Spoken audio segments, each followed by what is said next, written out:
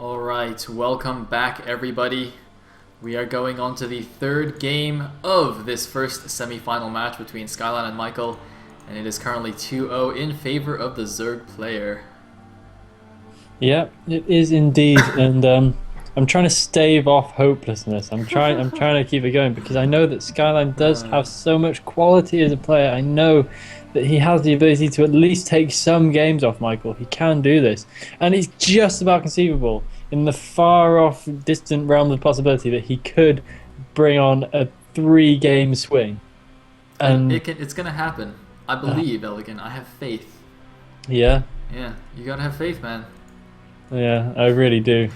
By the way, I guess nobody could see this except me, but after game one, Elegant just like did a double face palm on his thing, and the camera wasn't on yet, but because I have the Skype window open, I could see it.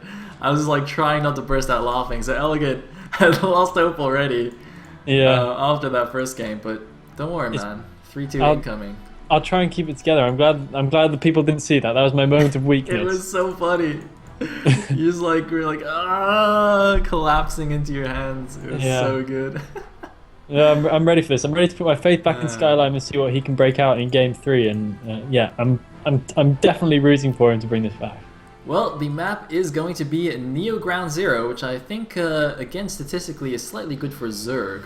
More importantly, though, I think we've seen some of the best TVZs ever in Pro League last season on this particular map. One especially notable game was like a 50-minute long game between Jaedong and some random Terran. I think it was Kanata. Where Kanata won by going +3 Valkyries against Jaedong. Jaedong just like didn't know what was happening. So that was a pretty amazing game. I'm sure somebody knows what I'm talking about in the chat. They can link it. So I'm not sure if we're going to see something as crazy as that, but hopefully a good game. Yeah, hopefully. I mean, maybe I'm not so keen on the idea of Valkyries because so far we've only seen Valkyries pretty much bomb in this tournament. They just seem to be a little bit too out there for our Terran players to really work with or control properly. So maybe not so much with the Valkyries, but yeah, we might be seeing something interesting coming out from Skzlime. And yeah, just map wise, it doesn't invite. I don't think it invites too much craziness, does it? What do you think? Not particularly. Only occasionally in ZVP, just because the choke is quite wide, you can get a higher percentage of Ling run-bys and whatnot. But in this matchup, I don't think it'll be too bad. Although, having said that, both quarterfinal ZVTs on this map were ridiculous. Michael did a crazy Ling all-in to kill Terror. Wait, Terror? Yeah, Terror. And Eon Zerg took out Nemu similarly by going like 2-hatch Muta Ling as well. So hopefully Skzlime builds a lot of bunkers. I was going to say that. Well, more bunkers. Yeah, let's pray for a lot of bunkers. I'm ready to go into this game. I can't wait to see what happens. I'm really, really very excited. Alright, here we go.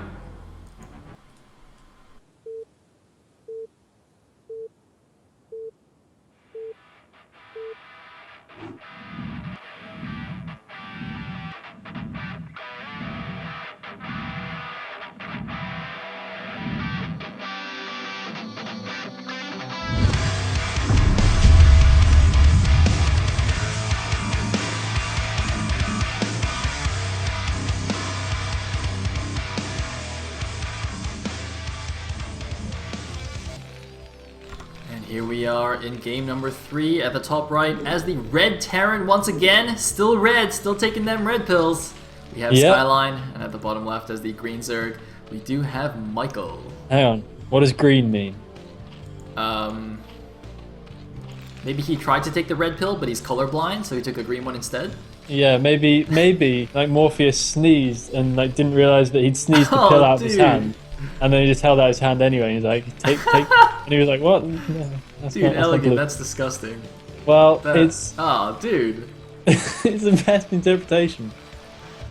Thank God he's got clip-on glasses so they can't fly off. Alright, there you go, guys. That's exactly what's happened here. That is why Michael is green. Yeah, pill color kind of parallels aside. it's going to be kind of interesting to see how Michael plays this game because he's going to be supremely confident after the last two games. I'm thinking I think he might try a little bit of showmanship in this one. I'm kind of expecting to see something even more out there than we usually see from him. That's a good point, actually. Yeah, I didn't realize. You know, in his match against Terry, he definitely went out there in the first game, but in this match so far, it's not been anything too crazy. By the way, I just want to quickly point out this Overlord. I love this Overlord scouting. So he's sending it to the faraway natural on this map because, you know, this early in the game, there's no real risk of it dying to Marines unless you get unlucky and he's done some kind of 8 racks that happens to catch it. Yeah. But then the second Overlord, because the the naturals are facing each other vertically here, it's very easy to get the second Overlord over to this top left natural safely. So basically he's going to have 2 Overlords in position. Although, in this case, it won't matter too much since they have spawned in cross positions. Yeah, it shouldn't make too much of a difference. It looks like we are going to see an early extractor going down from Michael, so presumably we're going to be seeing some link speed action right here, which is going to be interesting. And hopefully Skzlime's going to be smart about this. Also, Michael looking like he's going to throw down a hatchery at his natural, so probably nothing too crazy, too all in from him. As we do see, he's going to have to build up his economy a little bit, but nonetheless, he could just go pretty much straight up lings and use that extra hatchery just to blast out extra lings rather than produce any drones. So it could be a big ling all in, but calling it a little bit too early yet. We are going to see some speedling action nonetheless. Yeah, I think you're right. He's gonna open with the speedlings and then follow up most likely with a 2-hatch muta. I wasn't actually quite paying attention, but I'm almost certain that this was a 12 pool, which of course does let you get the super fast 2-hatch muta. Now Skzlime does scout this, so he should also know what's going on here. I don't think 2-hatch lurker really makes that much sense on this map. It's not a particularly you kind of have some space here at the natural, but you know, it doesn't. I don't really see the 2-hatch lurker ling all in working as well on this map. I'm pretty sure he's going to go for the muta harass, kind of like what Eon Zerg did against Nemu, or rather exactly what Eon Zerg did against Nemu. The main question, I suppose, is how many lings he makes beforehand before going for the mutas. Because he's going straight to the lair, in fact. Yeah. I was just thinking that that's a possibility as well. I didn't really explore before. He can just throw it down the left straight away and go for a little bit more of a kind of ZVZ style. And I did a weird thing with my map reveal so that I couldn't see the minerals at Michael's natural, and I thought he'd place his hatchery in like a way off weird position. It's very strange when that happens. But no, my fears are alleviated. So yeah, it's going to be some super fast mutilist from him. Meanwhile, over at the other side, I think Skzlime throwing down a pretty standard timing natural expansion. He should be safe there. He's making it 1 bunker. Michael managing to get a drone trapped in his main. He needs to drill that through those things. Losing a little bit of mining time there on that, but not too much of a big deal. And the first SCV now heading over and is going to start scouting out that natural hatchery. Not going to be able to get into the base though. Michael very sensibly blocking that ramp with 2 links. He really needs to get that drone through though because it's starting to frustrate. Yeah, a bit of a surprising little minor mistake there. Obviously, the drone spawned from the main. It's rallied out here to the natural, and it can't walk through the Zerglings. I'm actually quite surprised he's not fixing it, considering... Okay, there we go. I was like, he's microing this link. You should see it. Yeah. Yeah, see, so the Zergling block is nice. It doesn't let the SCV in, but I mean, you know, when you see this kind of fast gas off 2 bases, it's almost always going to be 2-hatch muta. I mean, basically the 2 possibilities really are 2-hatch muta and 2-hatch lurker ling all in. On some maps, you can maybe do some kind of weird slow lurker drop, but this isn't a particularly good map for that, unlike Jade, for example.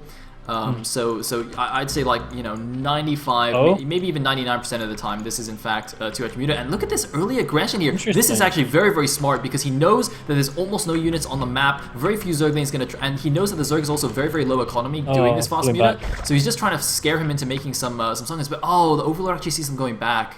Yeah, and Michael's able to cancel that sunken. That's a very well positioned Overlord. I mean, right there, I wouldn't be surprised if Skzlime didn't even know it was there at all. Yep. He'll know there's one over his natural, but he might not be able to predict that one for a little while. So that's a very smart Overlord from Michael, just so he knows any kind of shenanigans that's going down. So he's able to cancel out and takes no extra loss with that little bit of possible pressure coming out from Skzlime. So smart from him there.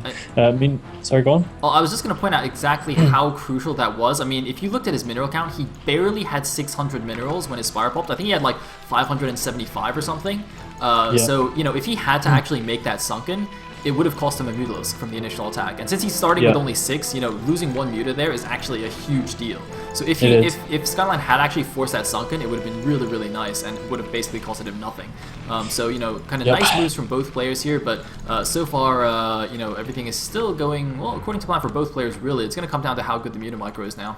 Yeah, I'd like to see some missile turrets going up straight away. A lot of players can wait and try and be a bit clutch with their timings. We do have some missile turrets going down immediately from Skzlime, so it looks like he has a fairly good grasp on what he's going to be facing. These missile turrets are going to be just about finished. It's going to be a little bit on the edge by the time these missiles arrive. That is close stuff. Michael getting his stacking sorted out before he goes in.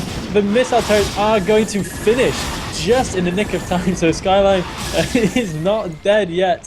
Much to my happiness. Those meters are just going to be forced to try and pick up SCVs. They're doing a fairly decent job so far. Managing to get a couple of SCVs before pulling back, and most of those SCVs, actually all of them in fact, the natural pulling off the mineral line. He's making a lot of extra missile turrets here as well, which could actually be advisable since Michael's going to be pretty heavily invested in these meteors. The marine stim is done, so they're going to be able to head back, might be able to capture a few of these meteors. The meteors are getting themselves to a bit of a sticky position. The marines need to get back into that mineral line. Those meteors are going to be shot a fair amount on the way out by that one remaining missile turret, and that other two missile turrets right there. Michael taking a lot of hits. The marines are going to be able to close down on those meters right there. Need to be careful to stay in missile turret range, but actually these meters aren't doing too much at the moment. They're being a little bit redundant and taking a lot of fire.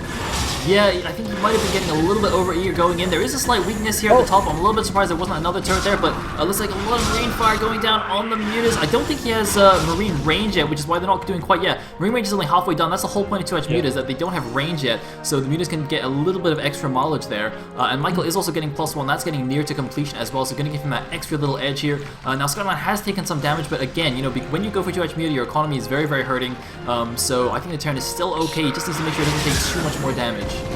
Yeah, ooh, that missile turret on the edge of completion right there, and it does get finished. And these missiles are going to take a lot of hits once again. They are catching a lot of SCVs though. I mean, Michael's just chipping away really, really, really nicely. And the SCV count's taking a serious hit. Skzlime needs to get back on his SCV production absolutely as soon as possible. He has restarted the SCV production now, but his economy is looking a little bit thin on the ground. He could probably do with an extra barracks as well, just so he can pop out those marines at a slightly faster rate. It looks like one of his barracks might actually go down here unless he can get over them. He needs to take out one mutilist, but his marine count is looking seriously low. I did not really notice that and give it enough credit before, but a bunch of mutilist going down now as well. Both of these guys taking some serious losses, but it looks like Michael is able to clean up pretty much every last one of these marines right now, and it's going to be serious trouble for Skzlime without any mobile defense. Yeah, he's trying to build another barracks now. He only had 2 barracks. He's actually canceling that. I'm not sure why. He's changing it for a factory instead. I don't know what he's trying to do with that. I mean, he doesn't really have time to go for any kind of, Valkyries or science vessels. He really needs those Marines right now, needs more turrets, and he's just so hurting. I mean, his economy has been reduced. He's got, just over 1 per patch in his main and a little bit better at his natural, but still very, very hurting. And more importantly, there's so many mutas, and they do have +1 attack now for those mutas. Looks like +1 for the Marines is only about halfway done. The turret at the top once again going down, a huge vulnerability here, and the buildings are actually not really helping, kind of blocking the Marines from going up. I think this building placement is slightly problematic as well.